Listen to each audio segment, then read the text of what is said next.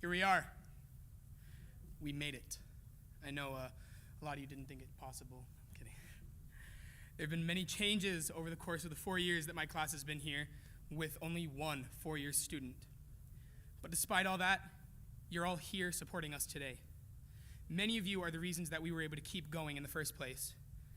I have a long, really, really long speech prepared for Sunday, so I'm going to keep the rest of my talks pretty short. And so, with all that being said, thank you for being here, and let's have a good weekend.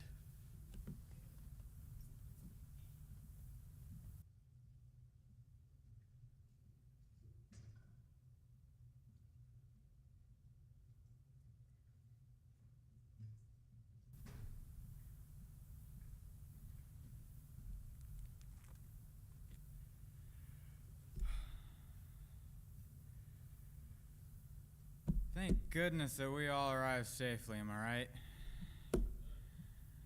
Oh man. I just pray that everything goes smoothly this weekend, because I know that I'm sweating bullets right here. I'm speaking to you all. Well, I hope that everyone arrives safely and that we all have a great weekend.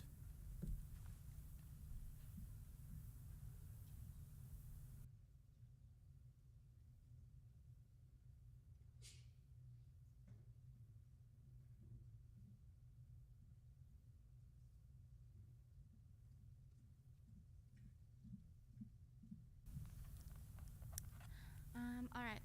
Can everybody please bow their heads? Dear Heavenly Father, thank you for this day. Thank you that all the seniors made it to graduation. It was a lot of work and a lot of stress. Please be with everybody who's still coming, and that the weekend goes smoothly. All this we pray in your name. Amen. All right. I am going to be doing the parent tribute. So hello and welcome everybody. Tonight we're going to be showing the parent tribute video. A lot of work went into making this, so big thanks to Mr. Staff, because it was a lot of work. So he helped with all the little details, and I hope you all enjoy it. Thank you.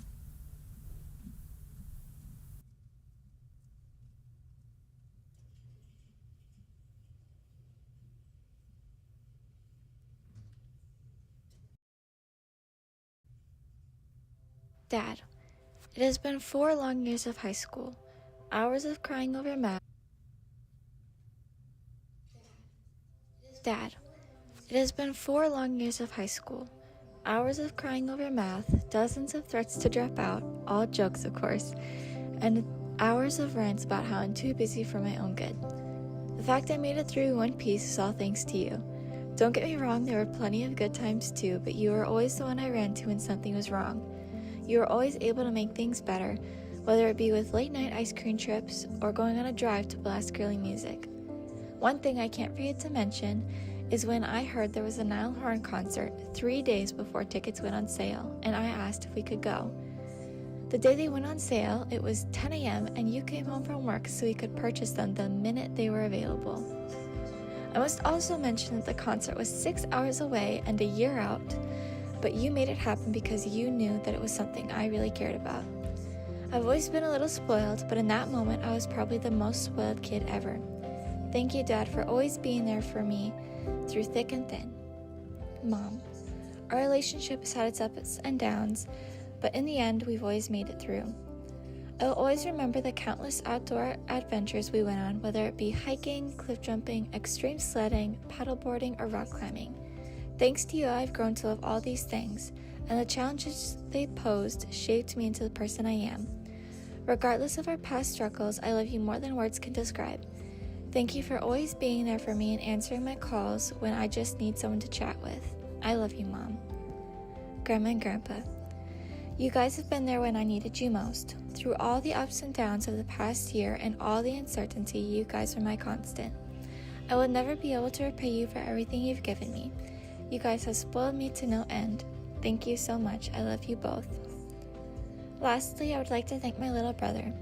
Though you may not be with us anymore, you will be my partner in crime forever. I will never forget the time you spent 4 consecutive hours helping me study for my CNA class, or the times we would sprint ahead the rest of the family just to finish a hike first, or the countless times when you would hold my paddleboard so that I could climb the rocks in the middle of any lake we went to. Even though you were shy with everyone else, you were always yourself with me. The memories I've made with you are priceless, and even though I miss you now, I wouldn't trade the time I spent with you for anything. So to my biggest influence of all, I love you and thank you.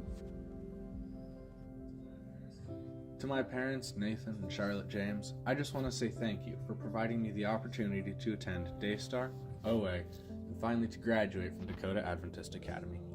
Though it has not always been easy or comfortable, I have always had an opportunity to grow. Thank you. To Mr. Ratter, thank you for showing me the importance of history. To Miss Reese, thank you for being patient as I struggled to understand the intricacies of English class.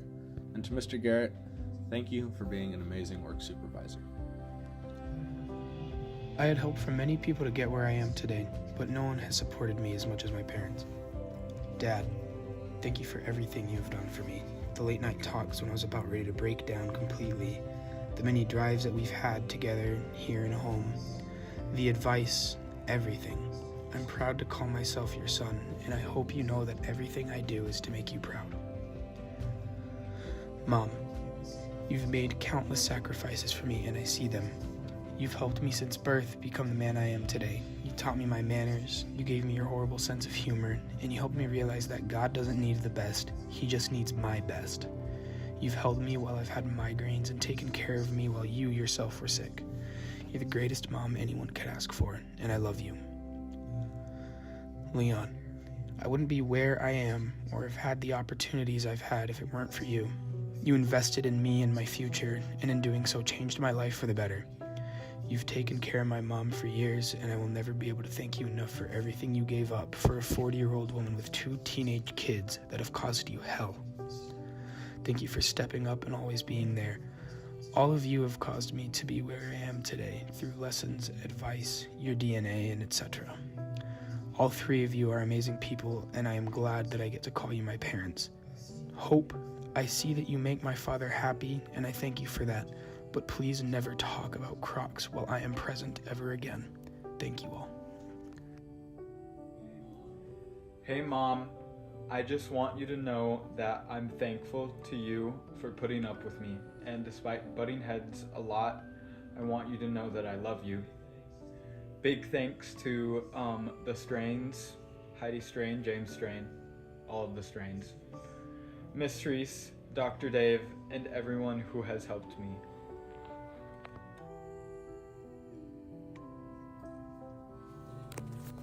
Thank you, Dad, for letting me come to Dakota Adventist Academy. Thank you, friends, for always being there when I need you most. Thank you, grandparents, for being able to pick me up from school when my dad is too busy. Thank you, Tracy, for being able to take me back to school when my dad is on call or too busy. Thank you, Toby, for being able to talk about anime and Pokemon with me. Thank you, Aiden, for letting me borrow your phone so I can play Pokemon Go on 2 different devices. Thank you, Rebecca, for always being my friend, and thank you for teaching me some fun facts that I had no idea about. Thank you, Thea, for letting me buy a manga from you. Thank you, Mr. Chapman, for being my spot on weightlifting. Thank you, Mrs. Early, for cooking delicious food. Thank you, Pastor Tisa, for always being able to help me on the Bible projects and teaching me more about the Bible. Thank you for being the best Bible teacher that I have ever had. Thank you, Mrs. Reese, for being the best English teacher that I have ever had. Thank you for putting the time, money, and effort for making this graduation better. Thank you, Anime, for always being able to cheer me up under any circumstances.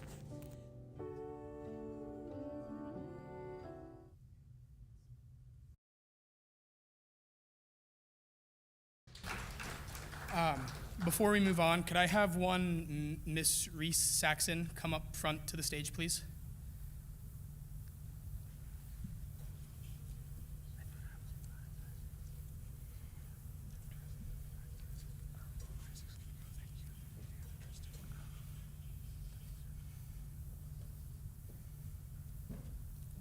Miss Reese, you stepped up when you did not have to, and you became exactly what we needed to fit every situation. You've helped us in countless ways, and you have become our Mimi in our hearts. And I will never forget everything that you've done for us. And so while we sit here and give our parents roses, it would be stupid, quite frankly, if we just overlooked everything you've done for us. So.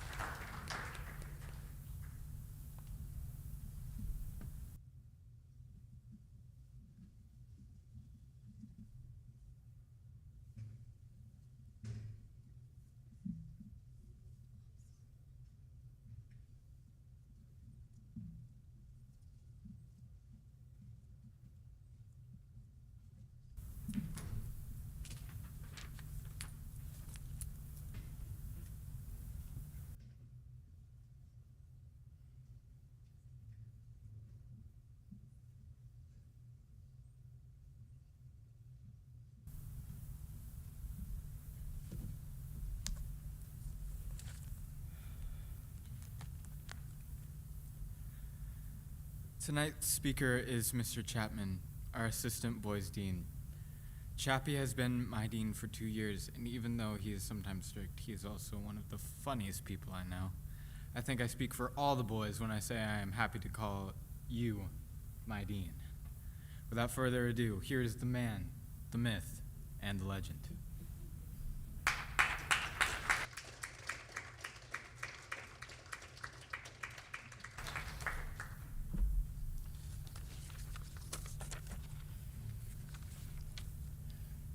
The day finally came. Isaac, I figured you'd make it. So I'm looking over your guys' motto. We may not always see eye to eye or ace every test, but together we rise, learn, and thrive. You guys didn't just have the perfect little relationship there? You guys fought every now and then? Well, there goes that plan.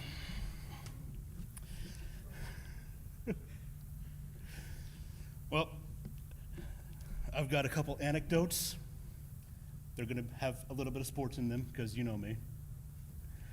They might make you cry, they might make you laugh, or they might just have your eyes glaze over because you're tired and you're bored and you just want this night over. And, you know, I'm okay with any of those options. So let's go and start with my first anecdote. Shaq and Kobe. So pop quiz, for those of you that have been in my PE1 class. What city did the Lakers play in? Speak up. Los Angeles. Good job, Isaac. So, both Kobe and Shaq joined the Lakers in 1996. Shaq was picked up as a free agent. They paid him a lot of money to be playing there. And Kobe got traded for. For those that don't know, he was actually not drafted by the Los Angeles Lakers. He was drafted by the Charlotte Hornets in one of the all-time fumbles. Fair enough. So Shaq came in. He had already been playing for 4 or 5 years. And he sees this kid fresh out of high school. And he's like, I'm not here to babysit. I just want to play ball. So that kind of started the fracture between Shaq and Kobe. 2 all-time great players, but Shaq didn't want to babysit a high school kid. Kobe came into the league confident, extremely confident in his abilities, but that came off as cocky. So his teammates didn't exactly like him out the gate. Shaq had this habit of hazing, let's call it, specifically Kobe. The general manager for the Lakers at the time, the great Jerry West, R.I.P., he called Shaq out for hazing. Shaq had this attitude of, I'm just joking around. I'm just joshing him. That's my attitude. I'm just having fun. But Kobe had this attitude of, I'm here to work, so I'm going to work. 2 attitudes that don't always mesh well together. Their first season together, they had a really good regular season, but they got eliminated by the Utah Jazz in the playoffs. In their final game against the Jazz, it went to overtime. Shaq fouled out with 2 minutes left in regulation, and their head coach at the time had to redesign his offense to feature Kobe, who was, again, a rookie, but he was extremely, extremely good, so he spread the offense out and had Kobe take all the shots. He airballed 4, and they lost in overtime. Shaq was angry, not necessarily at Kobe, but he was angry at the team in general because he felt that their lack of playoff success would make him look like a bad leader. Over the next couple seasons, the Lakers kept coming short in their goal to win the championship. Several players blamed their failures on Kobe's selfishness. This was not helped by Shaq most likely spreading the seed that he was being selfish. Shaq, even after one particular loss, pointed, while they were in the locker room getting ready, he was with the media, Shaq turns, pointed directly at Kobe, and said, "That's the problem." When Shaq was then asked if he would help Kobe develop, his quote was, "I try not to help guys out too much. Experience is the best teacher." In 1999, you guys know I like my dates. In 1999, the Lakers hired the great Phil Jackson, who, by the way, is from Williston, North Dakota, shout out, as their next head coach. Phil Jackson came in, and the first choice he made was he befriended Shaq, stating that Shaq had the attitude of, the personality of someone who needs a friend, while Kobe had that mindset of, I'm here to work, let's work. Kobe, that first season with Phil Jackson, missed the first 15 games due to a broken wrist. However, the Lakers won 67 out of their 82 games, best for best in the league, and Shaq won his first MVP. Shaq famously stated during that season that they would not be able to win the championship because of Kobe's selfish play. They went on to win the championship. The Lakers also then won the championship in 2000 and 2001. Throughout those seasons, there would be problems between Shaq and Kobe. Shaq would call Kobe lazy, or not lazy, but selfish. Kobe would call Shaq lazy. Shaq would consistently come in from the offseason out of shape, overweight. And Kobe had the mindset of, I'm putting in all this work. If you can put in some more work, just a little bit more, we'll be the best duo in the whole entire world. What Kobe didn't know is that Phil Jackson actually told Shaq, I want you to take it easy over the offseason, recover. For those that don't know, Shaq is a 7-foot giant. And while he was playing, he was around 360, 370, 380 pounds. His body was taking a beating every year because this was back when you could actually play. Sorry, I don't like the current NBA game.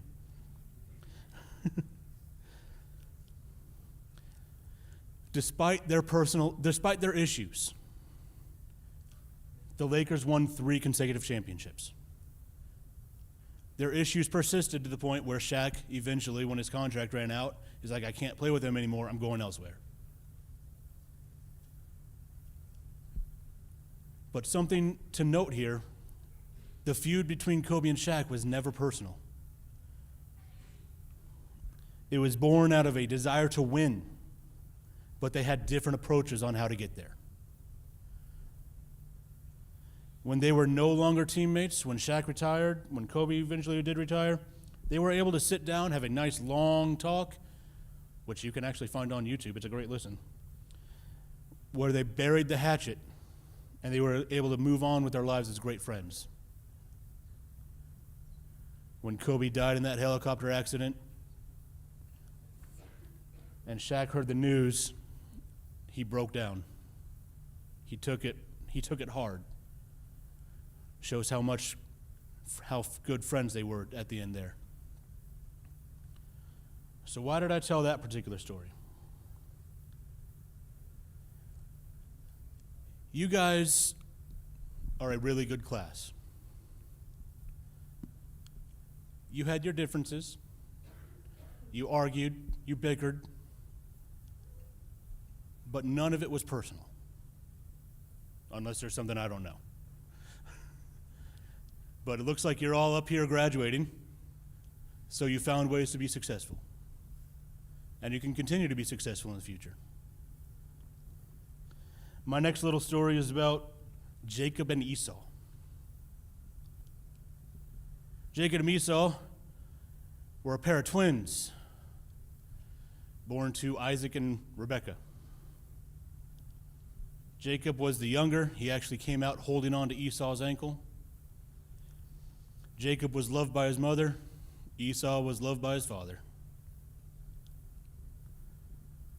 Jacob and Esau were different. Esau was a hunter. Jacob was a homebody. There's one time when Esau goes out to hunt, gather stuff, and he comes back and he's starving. And Jacob's sitting there, he's made some lentils. And Esau's like, hey, give me some of those lentils.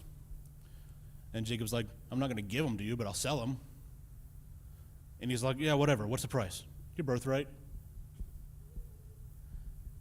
Which is basically saying, yeah, I'm going to get all of Dad's wealth. Esau, driven by hunger, is like, yeah, whatever, I don't care.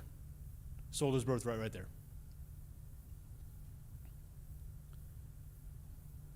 Later on, Isaac is getting ready to sell his to bestow the birthright onto his son. He's planning to get Esau. Rebekah hears about this and gathers Jacob. Isaac is blind at this point, so he's going by feel. Jacob is a bit smooth on the skin. Esau is hairy. So they kill a sheep. They put the wool on Jacob's arms. And Jacob goes in front of Isaac. Isaac feels him. It's like, okay, yep, you're definitely Esau. Gives a birthright. Esau comes in a little bit later, says, hey, I got the food that you asked me to prepare. Bestow upon me my birthright. Isaac's like, I thought I did already. He's like, no, I wasn't here. Isaac's like, well, I'm sorry, I already gave it away. I must have given it to your brother. Esau's rage turns murderous. He absolutely plans on killing his brother. Rebekah hears about this, tells Jacob, leave. Just leave. I'll let you know when Esau calms down. So Jacob leaves. There's a whole story of him and Laban where he has to work 7 years to marry the wife that he wants, gets married to the older sister, the one that he didn't want, so he has to work another 7 years to pay off the wedding to this younger wife. Finally gets his wife that he wants, works the 14 years, and is leaving, coming back home. He's like, it's been 14 years, I'm sure Esau's buried the hatchet, ready to bury the hatchet.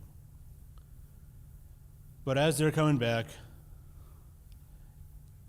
Jacob is getting more and more worried. He's coming back with a huge family, incredible wealth. So he sends some servants and a bunch of his herds to try to appease Esau. He's still getting worried, so they stop for a night close to the encampment, and he's up all night praying, and he's fighting with God physically.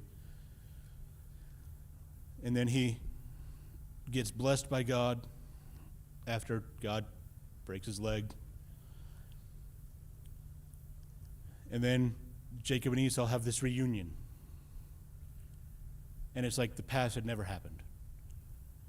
Esau sees him, runs up to him, they have this moment, and they get on with their lives. Now, you guys might not have had arguments where you wanted to kill each other, so I'm going to tell a different story. This one's going to be a little bit more from the Bible still, but it's going to be a little bit more toward you guys, more relevant to you guys. The disciples. It was basically a school. They got recruited by Jesus. Jesus is trying to teach them stuff. They're not always listening, because that's what students do. Jesus is trying to teach them many, many lessons. The disciples spend more time arguing among themselves as to who's going to be sitting right next to Jesus in his new kingdom. Jesus keeps trying to teach. They keep arguing, missing the main point many times. Fighting with each other, arguing, he loves me more. No, he loves me more. I'm going to be on his right hand. No, I'm going to be on his right hand. Finally, it sinks in when Jesus dies and comes back. And the disciples, after Jesus bestows on them their last gift,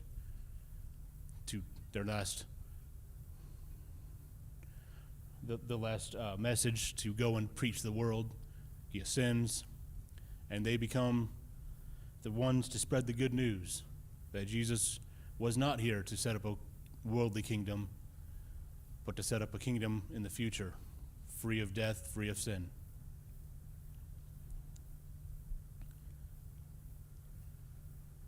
You guys may have had your arguments. You guys may have had your bickering. You guys may have had moments where you wanted to punch each other in the mouth. As far as I know, you never followed through on those thoughts.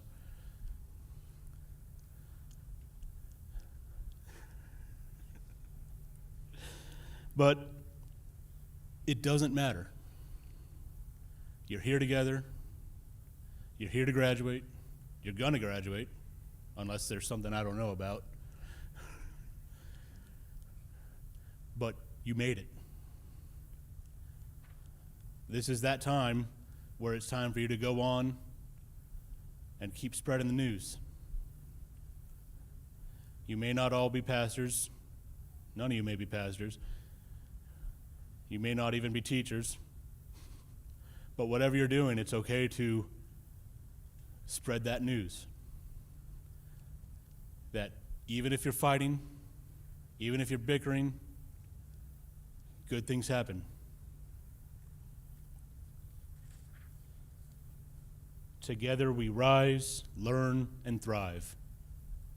How many group projects did you guys have? You had no group projects over 4 years?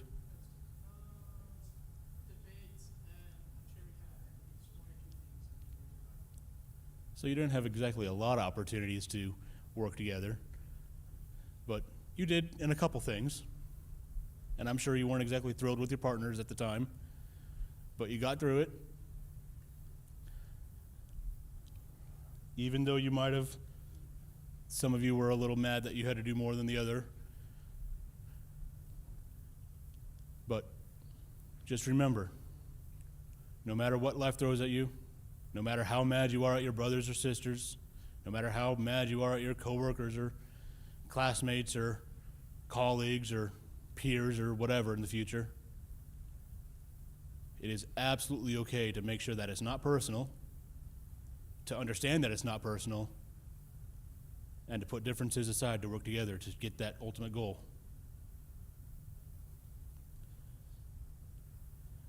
Unfortunately, we don't have school here in the future. So this is our last graduating class. It's a lot of stress, it's a lot of pressure on you guys. I don't know how many more alumni I'll be able to make since I'll be moving on. But I hope we are able to meet up in that great big reunion in the sky. Thank you.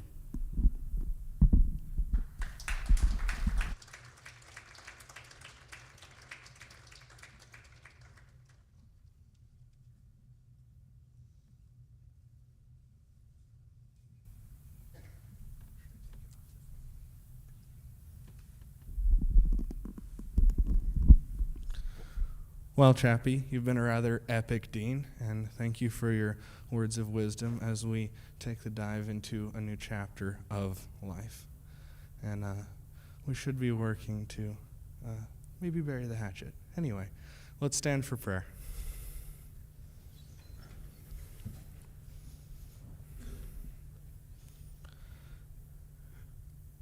Father in heaven, thank you for today, and we're excited because it marks the completion of a rather long journey for us going through our education, and it marks the opportunity to dive into a new part of life.